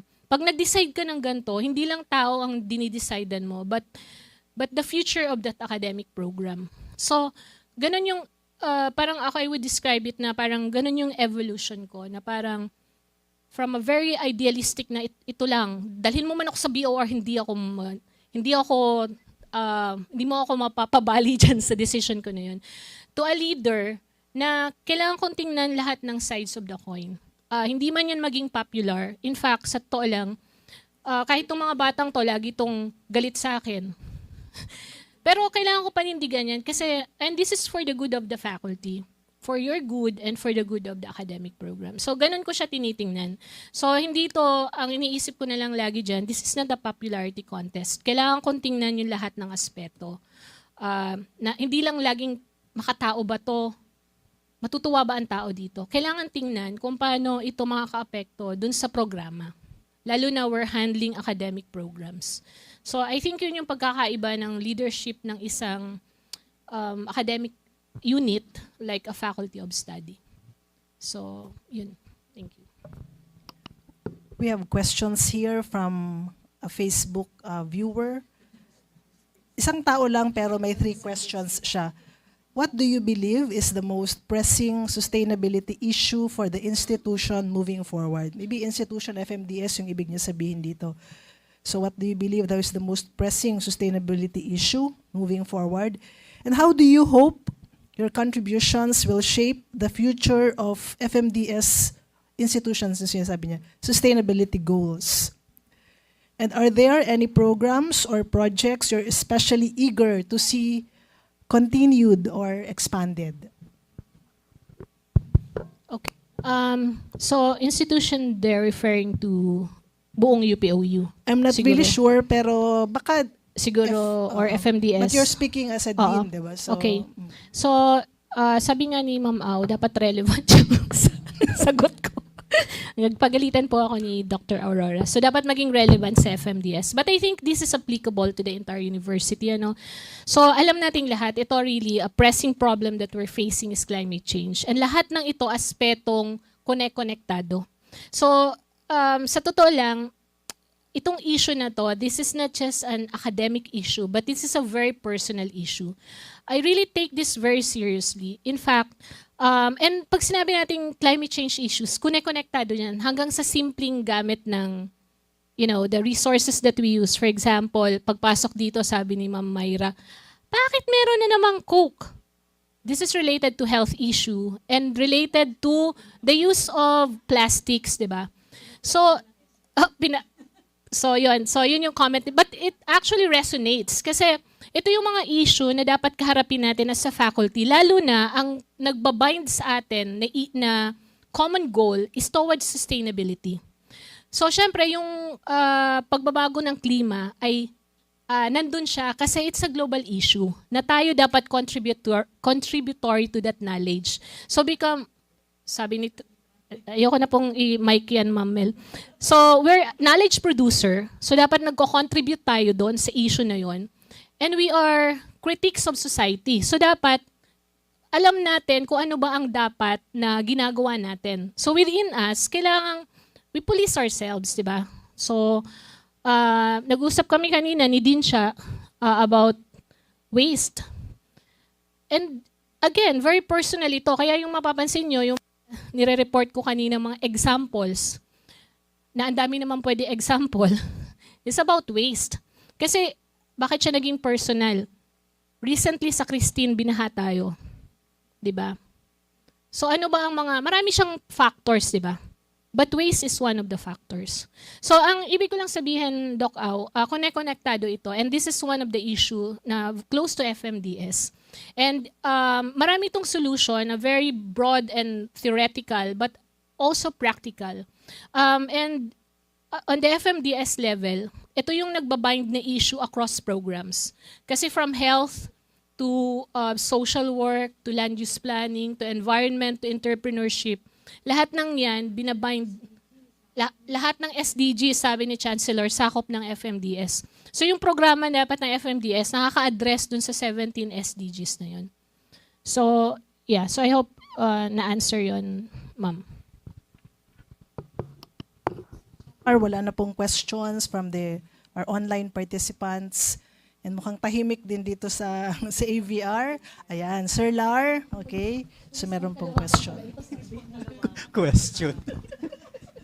This is not actually a question, but siguro I just want to share yung realization based dun sa, siguro going back dun sa very first question ni VC Jean about multidisciplinarity tsaka transdisciplinarity. I just want to share siguro yung learning tsaka yung tawag dito. Realization ko talaga. When Dean Joanne started as a Dean noong 2022, one of the siguro most, parang controversial yung decision was yung to make yung program-based RAs to function-based. Kasi for so long, when API started in 2012 pa yun talagang program-based na kami. So, lahat ng programs, may program RAs, and even sa MPN, nakapag-lakbay aral kami, learning visit all over the Philippines until Taiwan. Pero nyo yun. And then came Dr. Din Joanne, nasasabihin niya function-based. Gulo kami noon, sabi, a number of program chairs came to me, parang asking, ano ba yung decision na inidin? Sabi ko, even ako, hindi talaga ako nag-agree. Sabi ko, let's discuss sa Execom. Kung gusto niyo pa agenda ninyo para ma-discuss thoroughly. Alam naman, yung mga pieces naman, parang tumahimik lang. No? Walang nangyayari kundi maging program-based. Ako personally talagang ayaw ko din at the very first. Kasi nga, na-realize ko din na nahirapan din kami even sa program, sa MPM, kasi kasama naman ako sa MPM program. Nahirapan din kami without the program RAs. Then after a year, second year and third year, now and finally this year, na-realize ko talaga na tama yung decision to have the function-based. Kasi kanina ko rin narinig yung yung sinabi ni Din Joanne na nung pumasok siya sa FMDS ay naisip niya yung pagiging multidisciplinary ng FMDS. So, why parang nagbago yung, nag-change of heart. Nagbago yung kasi nga na-realize ko din na with the FMDS instruction support, nakita ko talaga yung yung accomplishment ng FMDS instruction support. Noon pa nga, sino pa ba yung mga dati? Sina Camille, na nag-start talaga na standardize lahat. Up to sina Janelle, ngayon sina Pau and Dina na. From the program admission alam ko to kasi member ako ng program admission committee. Talaga ang gulo-gulo. I mean, wala kami sinusundan kanya-kanya diskarte and all. Pero now, ako gagawa ako MPM ng sarili kong template. Makikita ko iba-iba okay lang dun sa mga programs na under ako ng program admissions committee. Kasi believer din ako ng standardization, QA and all. Parang scheduling niya, alam ni BCG niyan, na dapat nakaschedule ang lahat, nakaplano ang lahat. Pag nakikita ko yung lumalabas na mga admissions letter, iba-iba talaga. Sabi ko, ano ba ito pa? And then, yun nga, isa sa yun na standardize yung even napadali yung buhay ko as one of the admissions committee member nung makita ko yung output ng FMDS Instruction Committee. To the FMDS Research Support, sa ngayon si Riza na yan. Solo nga lang yan before may mga dalawa pa noon, before Riza. Member din ako ng Research and Publication Committee. Hirap na hirap din kami noon kasi wala talagang sinusundan na template. Ako yung, as member, ako na yung nagpa-facilitate ng lahat. And nung makita ko yung ginawa ng FMDS Research Support talaga even yung ngayon, yung repository and all, nabanggit ni Dean kanina, hirap na hirap ako sa IADS talaga. I have to search the internet, I have to go to the CBs, I have to go to the faculty service record just to collect all the data na 3 years yan in the making. Pero this time, nung na yung IADS with Pau as the lead, pumasok yung mga research doon talaga. Ang bilis namin na ipasok doon sa IADS portal yung number of researches and all. So, talaga na-realize ko yung yung importance ng function-based REs namin. To the public service support, ganun din. Kasi nga, member din ako ng public service committee. Wala rin kaming direction noon. I mean, nagkukonda kami ng public service and all. Pero this time, nagkaroon na ng concept paper bago ka makapag-LTIO. Kasi noon walang So, may gusto, kanya. Kasi nag-originate naman yan kay Ma'am Mendy pa Talaga yan, kay Ma'am Mendy. And through the years na. Pero at that time, talagang yun, walang concept on anything under the sun noon kami Hindi siya program-based and all. So ngayon meron na may proseso na kaya you have to accomplish a form and all, tapos naka-program within the year, tapos naka-angkla sa mga celebrations and all. So that's the realization. Tatanungin ako kung ibabalik or hindi. Yung dati, kasi dati kailangan ibalik yan. Siguro sa hirap, sa dami rin ng ginawa ng siguro yung ano ko ngayong stand ngayon, dagdagan lang talaga yung mga tao bawat support. Kasi right now sa instruction support, dadalawa lang po yan. Sa research, isa lang. Tapos sa public support, isa na ngayon. So talagang hirap kasi nasa kanya lahat eh. So, kasi nung sa API yung pinaka-basis nito eh, pinanggagalingan. Hopefully with the incoming APIs pa sana madagdagan ay ano to mapaano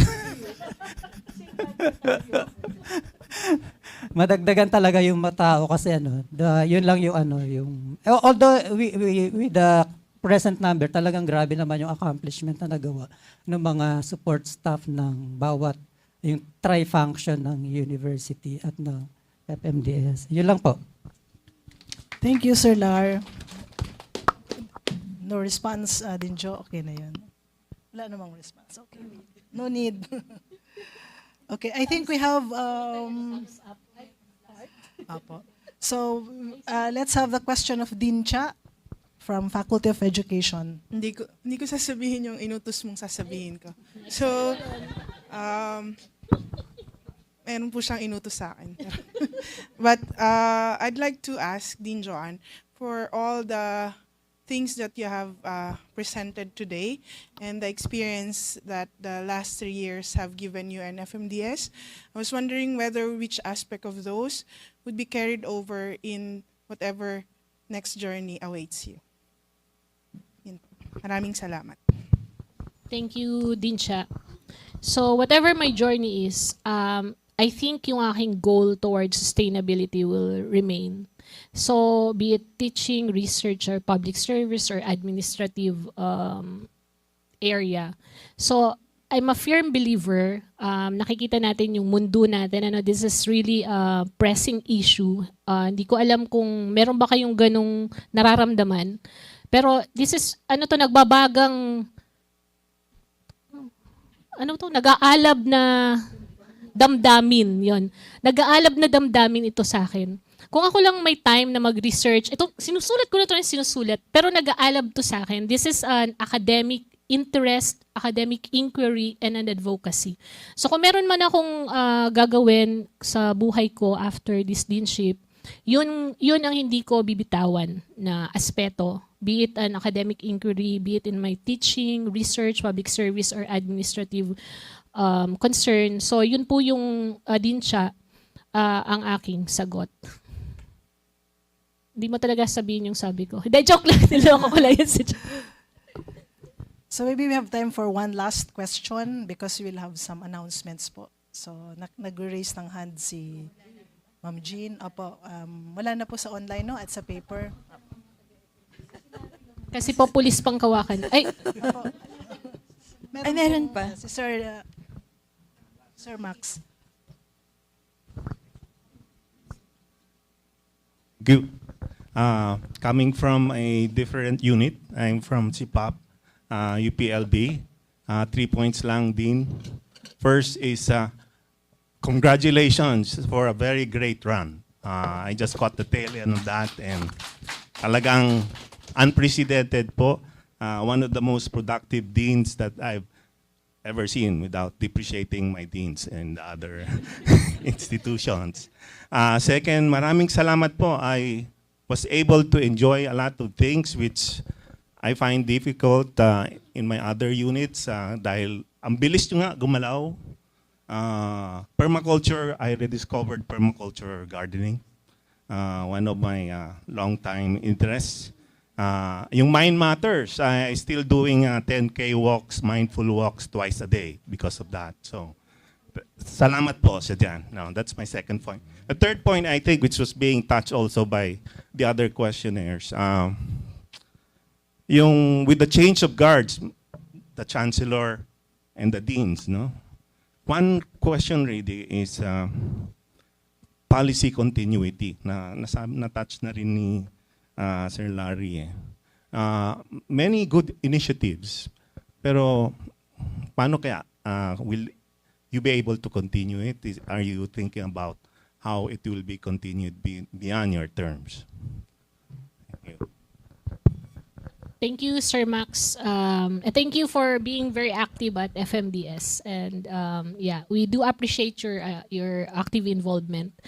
So yeah, so lahat naman po ng initiatives namin are now into written policies, they're in handbooks, etc. But again, syempre it would depend on the next dean kasi syempre lagi namang may panibagong vision and plans.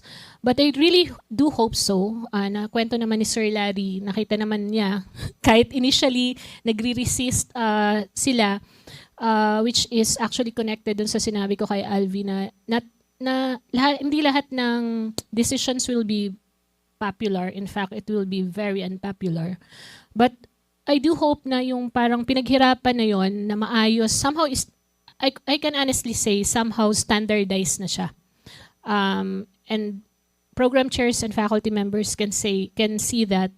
So hopefully siguro yun man lang may tuloy through parang a recommendation to the next dean na yung pinaghirapang standardization of these policies and processes hindi siya something na we should take lightly. Pinag-aralan talaga siya. We spent hours studying these processes. I personally spent hours with the staff, interviewed program chairs, analyzed documents, paano siya maayos. And so nakita naman ng FMDS yung result ng mga ginawa namin. So hopefully, yung next dean would see the merit in it and continue it. And more. Kasi marami pa naman talagang pwedeng gawin. Pero at least yung mga nasimulan na towards, kasi lahat yun related sa quality assurance. Gusto ko lang banggitin to, Doc Au, na parang hindi man kami katulad ng appreciation ng AUN pa. Kasi actually, ako kasi, ang paniniwala ko, not to write the SAR, but to begin with integrating it in each practice. Writing the SAR comes naturally at the end. Kumbaga, hindi mo na pipilitin na, isusulat ko to kasi paano. Ang gusto ko, ipasok siya sa lahat ng proseso. Bawat isang proseso na pinagdadaanan ng isang faculty, ng isang support staff, nandun na siya and it comes naturally when you write it at the end. Wala ka nang iisipin pa kasi ginawa mo siya. So yun, kasi that will standardize everything.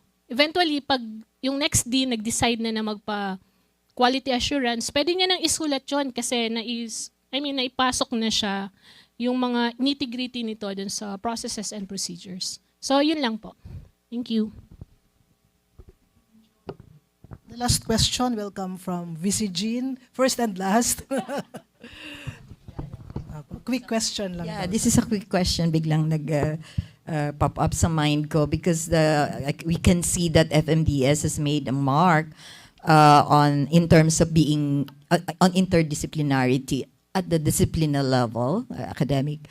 But in terms, because what makes us unique is our distance education context. So maybe you can share what makes FMDS unique apart in this interdisciplinarity in the DE context.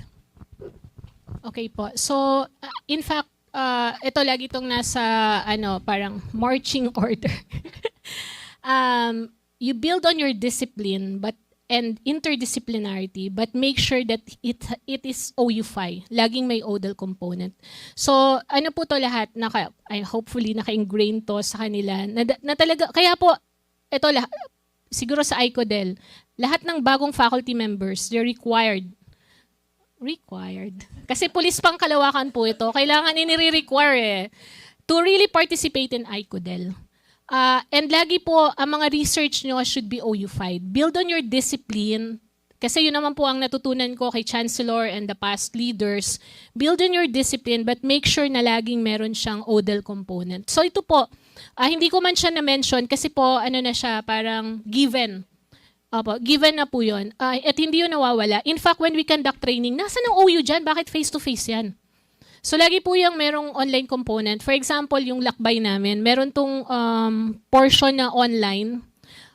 Dinideliver yung content online. training programs that we did for ACB, yung mga ginagawa ng Prime, etc. Lahat po yan laging may ODL component. Anong pinagkaiba niyan sa residential? Yun po yung lagi kong tanong. Kasi kailangan yun, naka-ingrain talaga yun. We're a faculty of open university. We're not a faculty of a residential university. So parang ingrain na po dapat yun sa atin. Pero it takes time. Siyempre lalo yung mga bago. But yeah, thank you Doc Jean. Just to share, sila po ay, lagi ko pong na-share yan during our meetings and dun po sa mga output nila. Kasama po yun sa mga tinitingnan po namin. Thank you mula sa pulis. Thank you so much, Dinjo. So that would conclude our Q&A portion. You can go back with the audience, Dinjo. Maraming salamat po. So I'd like to thank everyone, especially our Chancellor, Mel, and Vice Chancellor, Jean, for supporting the two for ngayong araw. So thank you for your support, as well as our deans, Dean Cha and then Dean Diego. Thank you everyone for your participation today. I would like to just remind you of the next steps of the search process. Okay.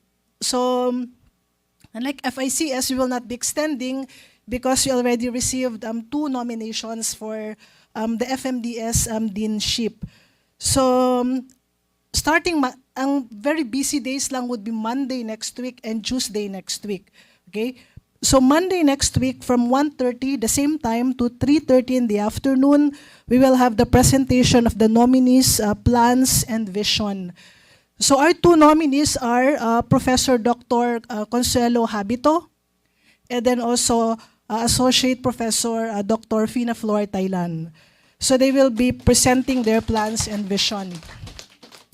We will get their consent to publish their CV of accomplishment and also their vision statement. So if we get it today, then we are going to email it to everybody so that you have the weekend to go over it. Para ready po tayo sa Tuesday activity, which is the multi-sectoral consultation.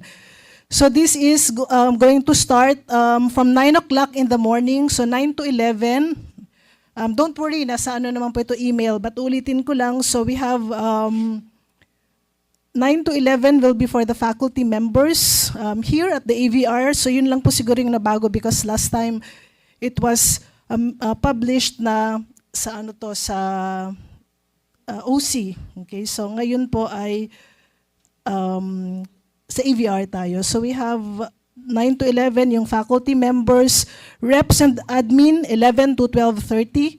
We will provide food, okay, for siguro snacks lang, but not for the committee members, meron siguro meals. Okay. And then students, 1 o'clock to 2:30 p.m. We have alumni, RA, TA, and others from 2:30 to 4 o'clock in the afternoon.